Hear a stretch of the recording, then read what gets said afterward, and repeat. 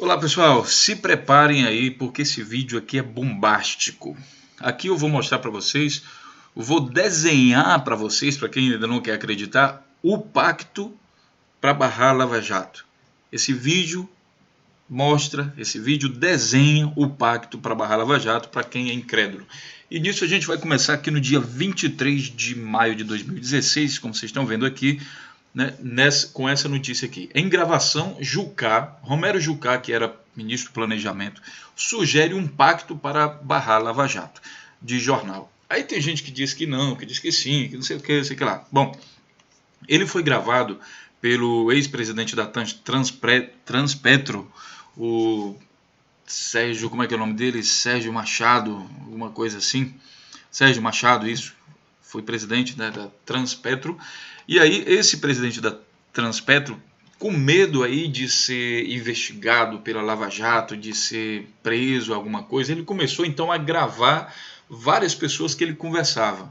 Aí gravou o Romero Jucá, gravou o Renan Calheiros, gravou o Sarney, gravou muito mais coisas aí, enquanto está sofrendo pressão do Rodrigo Janot para mostrar o que sabe. E aí está sendo liberado agora essas gravações. Essas gravações são de um mês, sei lá, antes do processo de impeachment da Dilma. E agora ele está liberando isso daí, botando tudo na mídia. E aí vem uma bomba muito grande, porque inclusive alguns desses ministros, esses envolvidos, falam que não vai sobrar nenhum político em Brasília. Talvez sobrem 5 ou 6. Imaginem, dos 300, 400, 500, sei lá quantos políticos tem lá, sobrar 5 ou 6. Tá? Então a coisa é gravíssima. E aí ele sugere aqui que deve haver um pacto para barrar a Lava Jato. A gente vai analisar notícia por notícia para ver se realmente isso acontece ou se é uma mera invenção, uma fantasia dele, né? A primeira coisa que a gente tem que entender, então, é que houve a menção a esse pacto.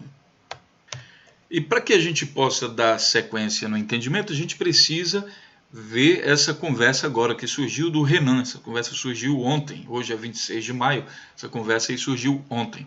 E aqui, como a conversa é muito grande, né, eu vou falar para vocês somente, aqui tem um vídeo dele falando alguns trechos, né, só que esse vídeo, ó, vocês veem aqui, são 19 minutos. A gente vai resumir isso aí, porque o nosso próprio vídeo do desenho do pacto, ele também vai ser grande, infelizmente. Eu vou falar aqui duas coisas aqui. Ó.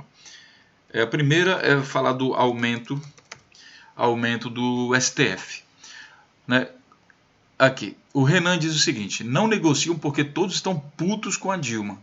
Todos são, no caso aqui, o Supremo Tribunal Federal. Que, em segundo lugar, negocia a transição com eles, ministros do Supremo Tribunal Federal. Com eles, elas têm que estar juntos e eles não negociam com ela. Né? Aí o Renan diz: não negociam porque todos estão putos com ela. Ela me disse que é verdade mesmo. Nessa crise toda, estavam dizendo que ela estava abatida. Ela não está abatida. Né? Que saiu na mídia, inclusive na Veja, que ela estava abatida. Pegaram uma foto dela lá e fizeram uma montagem escrota, né, dizendo que ela estava abatida, não sei o quê. Ela tem uma bravura pessoal que é uma coisa inacreditável. Ela está gripada, muito gripada. Aí ela disse: Renan, eu recebi aqui o Lewandowski, querendo conversar com ele, quer dizer, ela queria conversar com ele um pouco sobre a saída para o Brasil, sobre as dificuldades, sobre a necessidade de conter o Supremo como guardião da Constituição. O Lewandowski só veio falar de aumento. Isso é uma coisa inacreditável. Quer dizer, a Dilma ficou puta com o cara, com o presidente do Supremo Tribunal Federal, porque ele só foi falar lá de aumento. E ela queria falar sobre uma saída para a crise do Brasil, né? Então, isso gerou o quê? Uma certa discórdia. Aí a gente passa aqui para o próximo link aqui do tijolaço do dia 25 de maio. Vamos acompanhar sempre essas datas aqui, tá, pessoal? Ainda estamos em 25 de maio, que é atual. O áudio de Renan, Dilma e os STF que só pensa em aumento.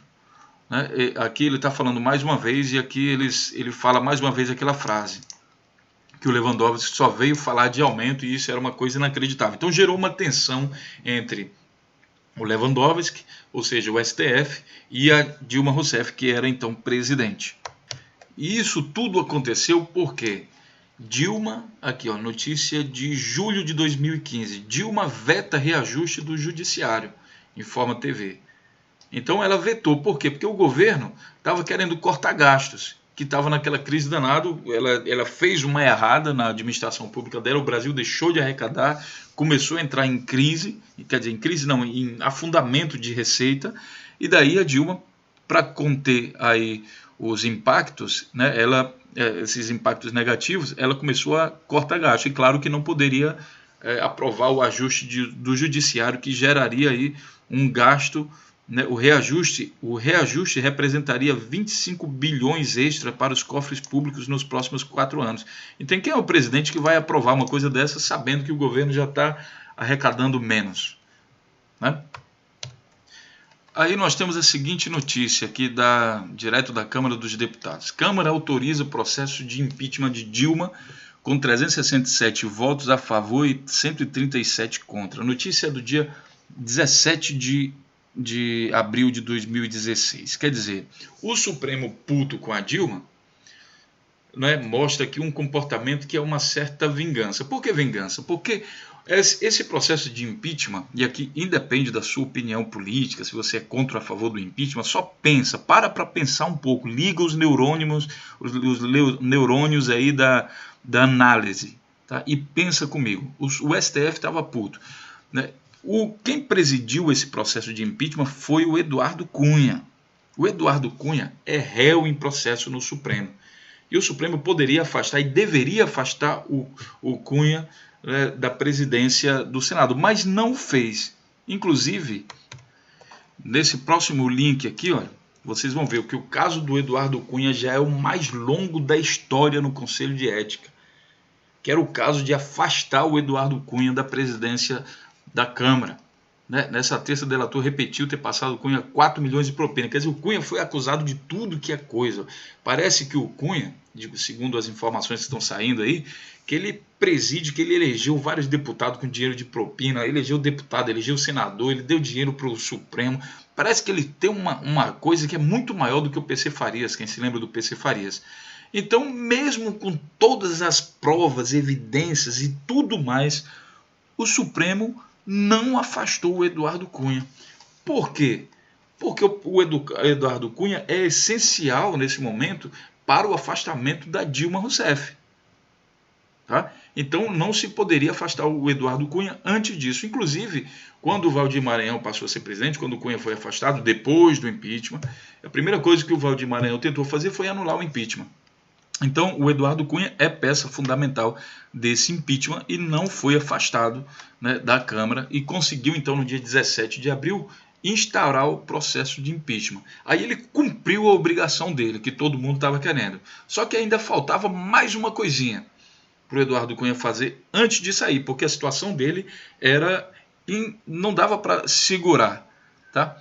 Porque é o seguinte... Aqui ele afastou, aí no dia 27, quer dizer, 10 dias depois que ele fez o processo do impeachment da Dilma, aí sim ele reuniu novamente aqui com Lewandowski e fecha um acordo para reajuste de 78% para juízes que a Dilma havia vetado. Lembre do impacto desse reajuste aí que isso teve, né? O STF e o Cunha fecharam o acordo para fazer. Aí sim, o processo da Dilma correndo, beleza, né? Só tem um problema, pessoal, né? Aí aqui no blog aqui do Luiz Müller, ele fala o seguinte: ela não deu aumento para o Supremo, mas o Cunha deu. A autópsia do golpe só faz Dilma crescer na foto, tá? Então é interessante vocês lerem aqui também. Agora tem um problema aqui, ó. No dia, né, aqui eles fecharam o acordo para fazer o reajuste, mas o reajuste mesmo ele só veio depois, né? E aqui você tem: Câmara aprova aumento salarial para MPU e Supremo Tribunal Federal. Foi aqui no dia, vamos ver, cadê? No dia 3 de maio de 2016. Portanto, o acordo foi no 27 de abril. Aí no dia 3 de maio, beleza, aprovado o aumento salarial, que a Dilma tinha sido contra.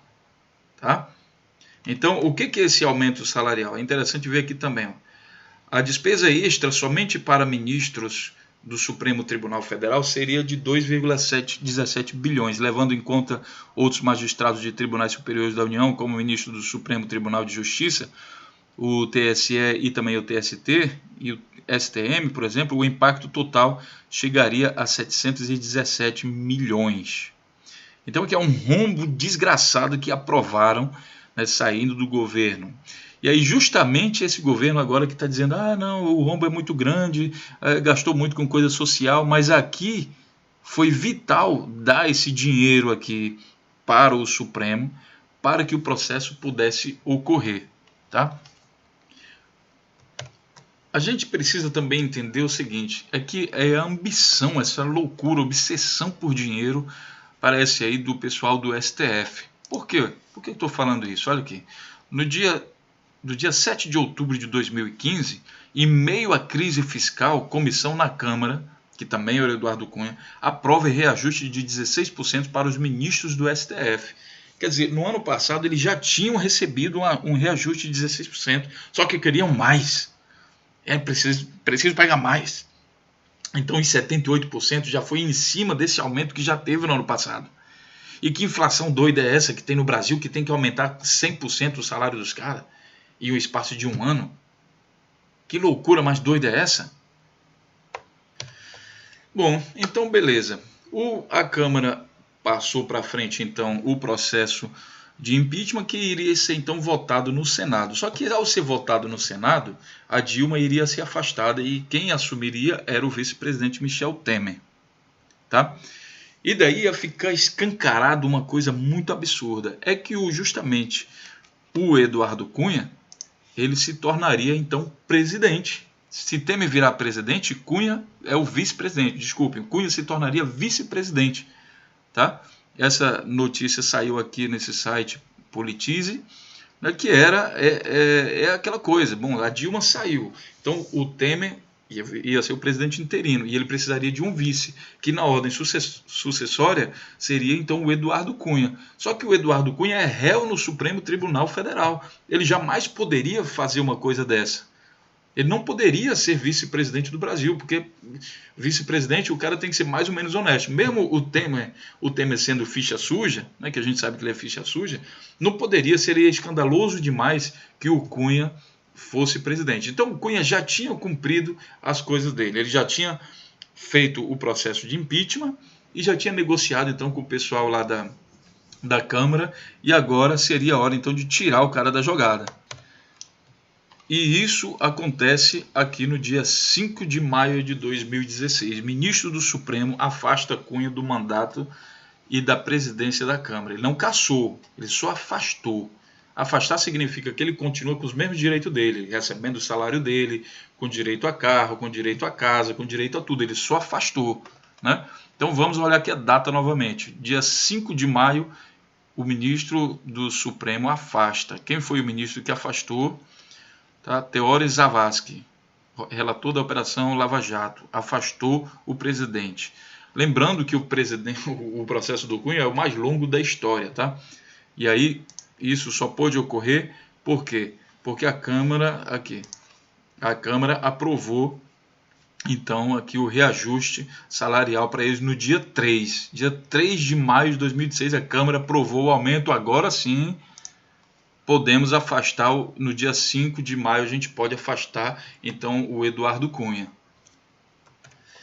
Bom, aí aqui a gente tem que retomar o pensamento. Tendo afastado o Cunha e o Supremo recebendo o aumento dele e o processo da Dilma já estando em transição, encaminhado para o Senado, então é hora do Senado afastar a Dilma. O Senado aprova o processo de impeachment e afasta a Dilma. Isso aqui ocorreu no dia 12 de maio. Veja só a velocidade das coisas. Justiça brasileira funcionando, que é uma beleza. Dia 12 de maio, então, a Dilma é afastada. Você pode ler aqui nos links, lembrando que eu vou deixar os links aí para vocês.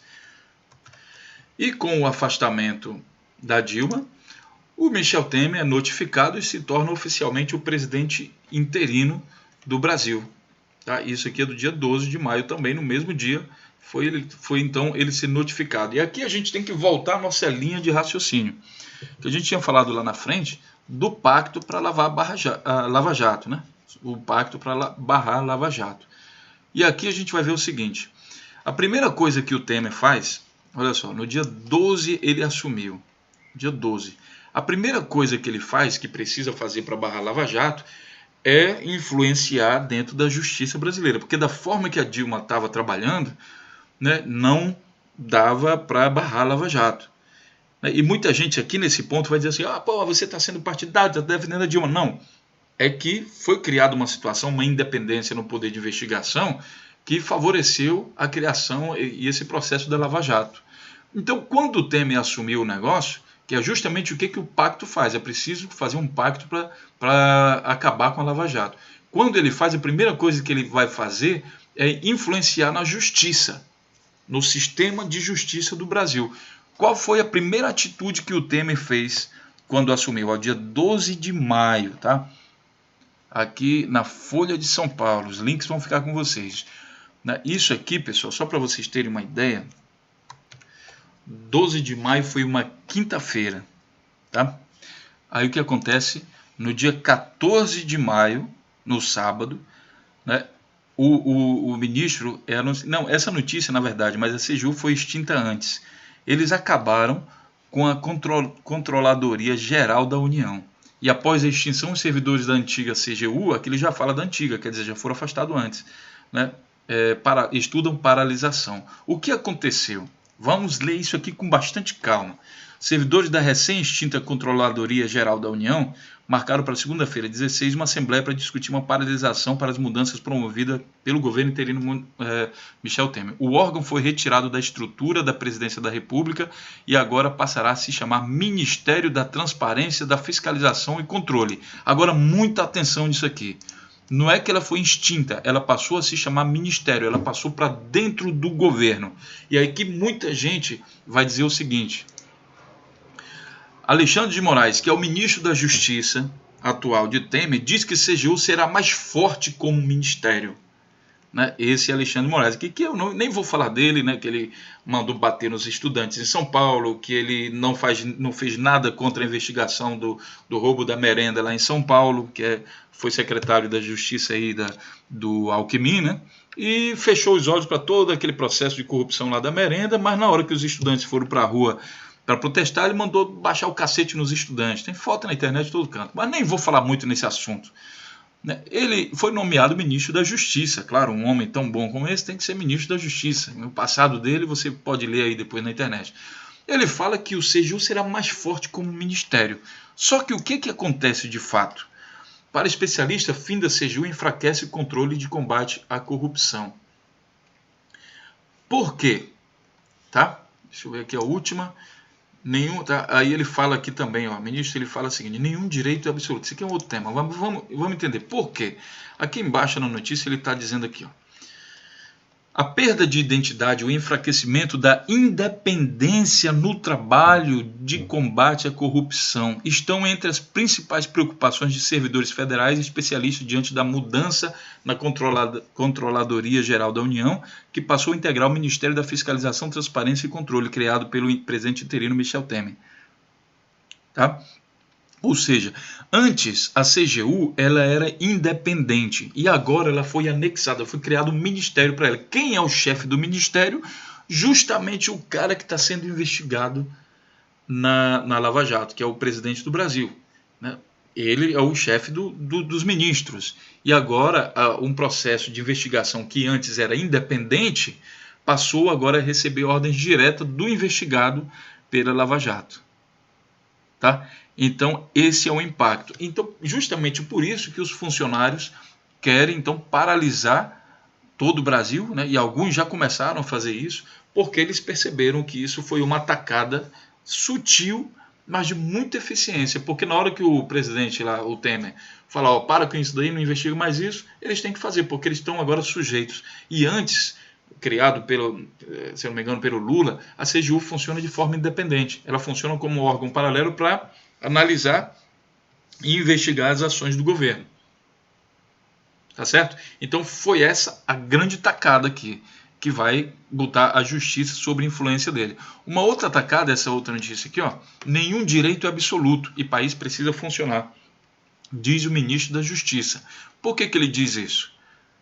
Tá? Por quê? O novo ministro da Justiça, Alexandre de Moraes, 47 anos, defende que o governo Michel Temer não nomeie obrigatoriamente para a chefia da Procuradoria-Geral da República, o mais votado em uma lista tríplice por integrante de carreira, que era o que o Lula fez. Antigamente, com o Fernando Henrique, ele nomeava, por exemplo, o pessoal da Procuradoria colocava lá, fazia uma lista e tinha o mais votado e o menos votado, segundo, terceiro. E o Fernando Henrique, ele escolhia ali, escolhia o lá de trás, que era amigo dele, porque aí o cara engavetava tudo que era coisa que era de investigação.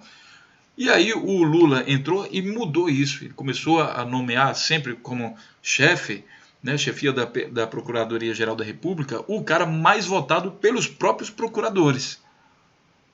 Né? E isso não necessariamente, por exemplo, o Rodrigo Janot barrou aí a entrada do Lula, né, para ministro da Dilma. Mas o Rodrigo Janot foi colocado lá dentro pela Dilma. Por quê? Porque ele era o mais votado do pessoal da Procuradoria-Geral da República. Então, mostra o quê? Que a Dilma e o Lula, eles dizem, olha, o que vocês votarem aí para mim tá bom. Mesmo que o cara lá na frente prejudicasse o governo, mas era importante isso. Então, deu independência para a CGU, né, botou o Rodrigo Janot, e o Rodrigo Janot que afastou, praticamente o Rodrigo Janot que afastou o Lula, né, quem deu a ordem foi o Gilmar Mendes, mas quem respaldou essa ordem foi o Rodrigo Janot. E agora o governo do Temer, através aqui do ministro da Justiça, começou a malhar. Não, isso não tem que ser assim, nenhum direito absoluto, o país precisa funcionar. Como se elegendo o mais indicado pelos procuradores da República, o Brasil fosse parar de funcionar, como se isso fosse algum privilégio. Quer dizer, eles perdem a autonomia. Ao perder a autonomia, o cara nomeia como ele quiser e volta lá para os tempos do Fernando Henrique, quando existiu o engavetador geral da República. Tá, então, desculpe que esse vídeo ficou um pouco longo, mas é porque o contexto, a gente vê várias notícias aqui sendo publicadas, mas é preciso entender o contexto, senão você não entende esse pacto que foi feito aí, né, que parece ter sido feito para acabar com a Lava Jato e para voltar ao Brasil de antigamente, que era um Brasil que não saía muitas notícias de corrupção, porque todo o sistema era travado.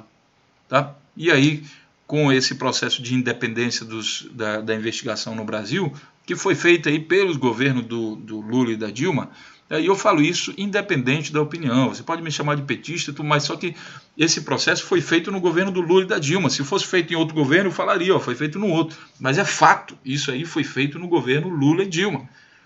E agora eles estão acabando com essa independência para lá na frente chegar lá na Lava Jato. Você pode até pensar, não, mas a Lava Jato é indestrutível. Ela parece ser indestrutível porque o sistema de investigação estava independente. Só que aí você está fazendo o quê? O governo Temer está quebrando ponto por ponto, devagarinho. Quando a Lava Jato estiver toda cercada, né, de um procurador que não vai respaldar ela, de um ministro da Justiça que não respalda a Lava Jato, de outro e outro e outro, o Moro pode falar o que ele quiser, que na nossa opinião também ele é seletivo, mas ele pode fazer o que quiser. O sistema vai derrubar ele. Tá? Não é um juizinho de primeira instância, eu falo isso aqui ironicamente, me referindo aí a todo esse sistema que está sendo mudado. O juiz Sérgio Moro vai passar a ser um juizinho de primeira instância na mão de um sistema todo mudado. Então, mais cedo ou mais tarde, isso vai acabar sim, se continuar da maneira como está sendo conduzido. Tá certo, pessoal? Esse foi o vídeo do desenho do pacto para barrar a Lava Jato. E aí você pode e deve compartilhar isso em todas as redes sociais, comente. Lembrando que o nosso canal Notícias Comentadas não tem censura. Coloque a sua opinião, comente, espalhe esse vídeo, porque é muito importante a gente entender o momento que o Brasil está atravessando. Agradeço a todos vocês aí pela audiência, pelo sucesso do nosso canal. E meu muito obrigado. E comente aí, lembrando que não temos censura. A gente se vê então no próximo vídeo.